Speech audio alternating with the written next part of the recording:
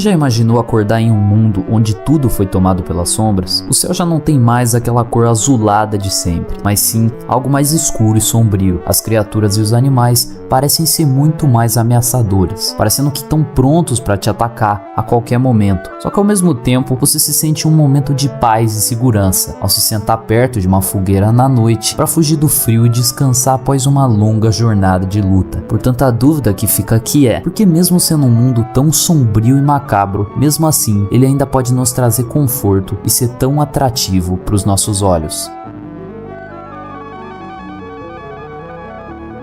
Dark Fantasy é uma estética que já existe há alguns anos na internet e que ganhou força com a evolução das IAs, que todo mundo já tá cansado de saber que tá cada dia mais avançada. E eu tenho que admitir que muitas coisas que a IA faz são meio bizarras.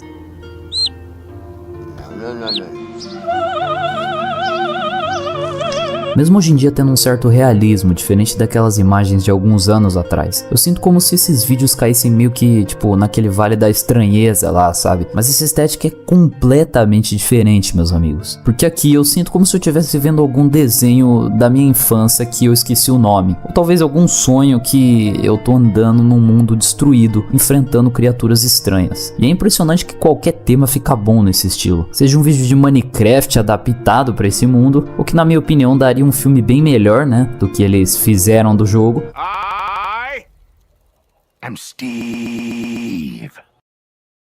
E até de outros universos que às vezes não tem nada a ver com Dark Fantasy, mas que acabam ficando bom nessas imagens. E querendo ou não, esse estilo também bebe muito da estética gótica, castelos antigos, florestas sombrias e uma sensação constante de decadência. Parte dessa estética vem desde livros antigos e tinham magos e cavaleiros, e que muitas vezes tinham artes no estilo Dark Fantasy antes mesmo desse estilo existir. E com o passar do tempo, livros acabaram virando filmes e jogos. E o que não faltam, bom, são exemplos disso. Os filmes do Senhor dos Anéis, por exemplo, que é um filme que eu gosto muito, é um que tenta transmitir essa sensação. Porém, eu percebi que filmes geralmente eles até tentam passar essa sensação, mas não é a mesma coisa que animações, por exemplo, principalmente as antigas animações da Disney.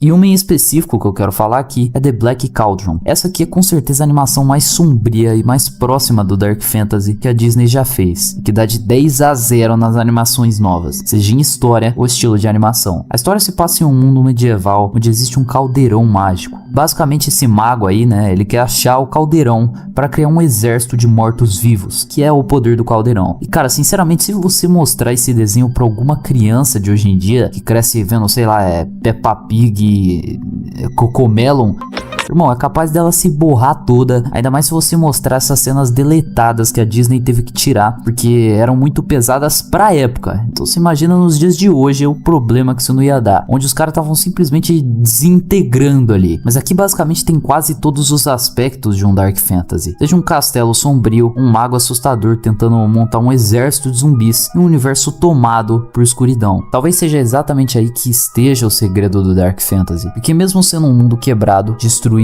e lotado de perigos em todos os lugares, ainda assim existe algo ali, uma pequena esperança. Diferente de histórias completamente pessimistas, no Dark Fantasy quase sempre existe alguém tentando resistir à escuridão, um cavaleiro cansado, um aventureiro perdido, ou sei lá, às vezes só alguém tentando sobreviver naquele mundo caótico. E talvez seja por isso que histórias funcionam tão bem, porque no fundo o Dark Fantasy não fala sobre monstros ou magia negra, ele fala sobre continuar lutando mesmo quando tudo ao seu redor parece perdido.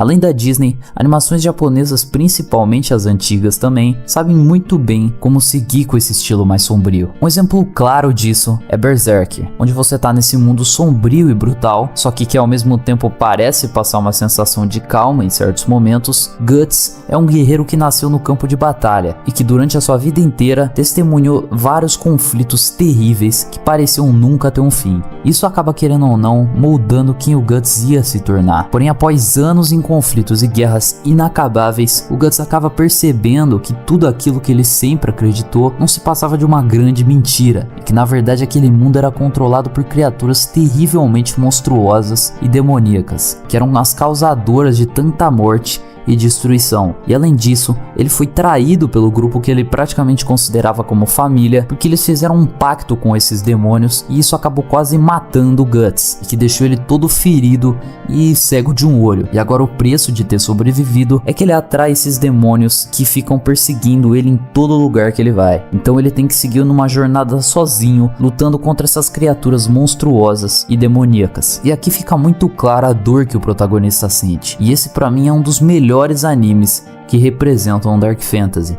porque representa muito bem aquele aspecto da solidão do guerreiro nesse mundo. Não tem nenhuma força grande do lado do bem para combater o mal desse mundo. É simplesmente um cara contra um planeta de criaturas ruins. Só que a sensação que eu tenho é que em jogos é bem mais fácil sentir esse sentimento. Sejam em jogos antigos em 2D ou em jogos atuais com gráficos incríveis em um mundo aberto gigantesco. Começando pelos antigos, Diablo para mim é um jogo que cumpre muito bem com seu papel, porque mesmo com gráficos simples, ele consegue te deixar tenso quando você entra em uma caverna escura. O jogo se passa em Sanctuary, um lugar que foi criado por anjos e demônios para fugir da guerra eterna entre o céu e o inferno. Só que mesmo assim, esse mundo nunca realmente atingiu a paz, porque aos poucos o mal começa a se espalhar ali, e é aí que entra o Diablo, conhecido como o senhor do terror nesse mundo, que começa a corromper tudo ao seu redor, inclusive uma pequena cidade chamada Tristan. E adivinha pra quem que sobra resolver isso, né? Obviamente é pra você.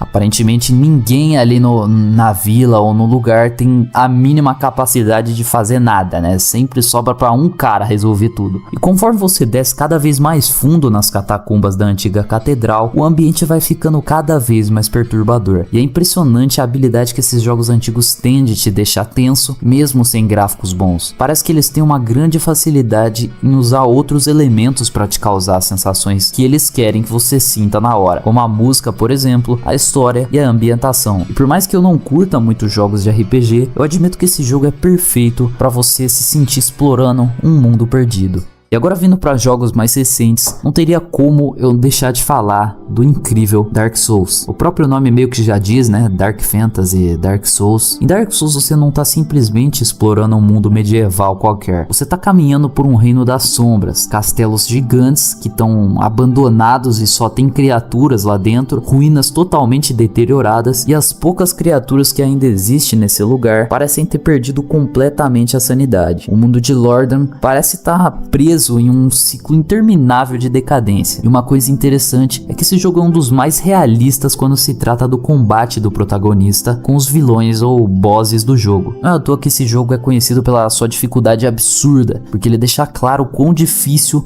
é você ser um guerreiro contra um mundo destruído. Porque, sendo sincero, na realidade não teria como. Um cara só não ia sair batendo em 300 bichos de uma vez. E Dark Souls consegue representar isso muito bem. Por isso as fases desse jogo são tão impossíveis. E o jogo quase não te conta a história dele diretamente. Você tem que descobrir o que aconteceu observando o ambiente, lendo descrições de itens e percebendo pequenos detalhes espalhados pelo mundo. E basicamente nesse mundo teve uma chamada Era do Fogo, que era uma época onde os deuses desse lugar governavam, e basicamente o que movia tudo era a força da chama, que com o passar do tempo foi se apagando, e aí que todos os problemas nesse lugar começaram a surgir. Só que ainda por cima surgiu uma maldição que transforma os humanos em mortos-vivos, e você tem que explorar esse mundo tentando dar algum jeito de voltar tudo isso como era antes. E tudo isso o protagonista tem que fazer com, querendo ou não, uma fagulha de esperança, torcendo que tudo no seu plano dê certo. Só que até lá, você vai passar por maus bocados. Bom, e o último que eu não poderia deixar de fora é Skyrim. Eu já fiz um vídeo falando mais desse jogo aqui no canal, aliás eu recomendo que você veja depois, porque lá eu acabo aprofundando um pouco mais na história dele. Mesmo sendo um jogo com paisagens bonitas e um mundo gigantesco para explorar, a real é que você fica até meio perdido de qual caminho você vai seguir. E é bizarro pensar que um jogo tão completo assim já faz anos que foi feito lá pro PS3. O jogo se passa na região gelada de Skyrim, uma terra cheia de lendas que se mostram ser reais conforme o tempo passa, porque aqui as supostas lendas são ameaças que sempre acabam voltando de tempos em tempos, causando destruição por onde quer que eles passem. Inclusive no começo do jogo, o jogador tá indo prestes a, acontecer algumas coisas meio ruins ali com ele, e do nada aparece um dragão e destrói a cidade que ele tá. Geralmente o dragão é, o mais temido, e não é à toa que a história gira em torno deles. Só que esse jogo é tão completo que eu acho meio que sacanagem você resumir o jogo só aos dragões. Lobos, gigantes, esqueletos saindo de tumbas e mais um monte de criaturas são ameaças nesse mundo. Mas conforme você começa a procurar por respostas, você percebe que tem uma profecia antiga que fala de um guerreiro que é o único que poderia derrotar o dragão mais poderoso do mundo. O nome desse guerreiro é Dragonborn. E adivinha só, ele é você. E aqui você escolhe o caminho que quer seguir. Você pode ser um guerreiro, seguindo a mitologia do Dragonborn, ser um mago, lutar em guerras que não são nem suas, entrar em algum clã de uma taverna, ou simplesmente sair para explorar esse mundo e lutar contra os maus que aparecerem no caminho. E um último detalhe é que talvez essas imagens e esse estilo seja tão relaxante porque parece que nesse mundo tá sempre de noite e com uma névoa no ar, causando uma constante sensação de mistério e de que talvez você esteja sendo observado a cada passo que você dá. E eu acho que esse mundo acaba sendo algo chamativo porque o mundo de hoje parece muito monótono às vezes. Todo mundo já sabe as ameaças e os problemas principais que cercam a humanidade. Já nesse universo, criaturas desconhecidas e entidades malignas assombram o mundo inteiro e quase ninguém sabe nada sobre eles, a não ser por boatos e lendas.